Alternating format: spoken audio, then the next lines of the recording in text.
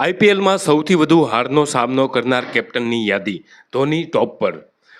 મહેન્દ્રસિંહ ધોની આઈપીએલના ઇતિહાસમાં સૌથી સફળ કેપ્ટન રહ્યો છે। માહીની કેપ્ટનશિપમાં ચેન્નઈ સુપર કિંગ 5 વખત ટાઇટલ જીતી ચૂક્યું છે। પરંતુ શું તમે જાણો છો કે MS ધોની આઈપીએલના ઇતિહાસમાં સૌથી વધુ મેચ હારનાર કેપ્ટન પણ છે।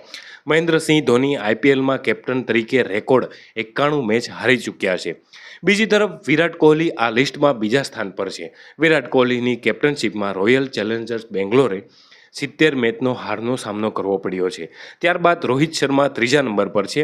રોહિત શર્માની કેપ્ટનશિપમાં મુંબઈ ઇન્ડિયન્સે ચોક્કસપણે 5 વખત આઈપીએલનો ખિતાબ જીત્યો છે, પરંતુ તે સૌથી વધુ મેચ ગુમાવનાર ત્રીજા કેપ્ટન છે। રોહિત શર્માની કેપ્ટનશિપમાં ટીમને 67 વખત હાર મળી છે।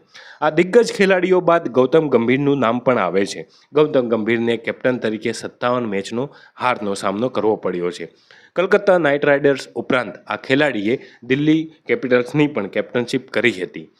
ડેવિડ વોર્નર આ યાદીમાં 5મા સ્થાન પર છે। ડેવિડ વોર્નર કેપ્ટન તરીકે 40 મેચ હારી ચૂક્યા છે। ત્યારબાદ એડમ ગિલક્રિસ્ટનો પણ નંબર આવે છે। એડમ ગિલક્રિસ્ટે આઈપીએલના કેપ્ટન તરીકે 39 મેચ હારી છે। આ ઉપરાંત જો એક્ટિવ કેપ્ટનની વાત કરીએ તો KL રાહુલ પણ ટોપ પર છે। KL રાહુલ કેપ્ટન તરીકે 31 મેચ હારી ચૂક્યો છે, જ્યારે શ્રેયસ અય્યર કેપ્ટન તરીકે 29 મેચ હારી ચૂક્યો છે। સંજુ સેમસન કેપ્ટન તરીકે 28 મેચ પણ હારી ચૂક્યા છે।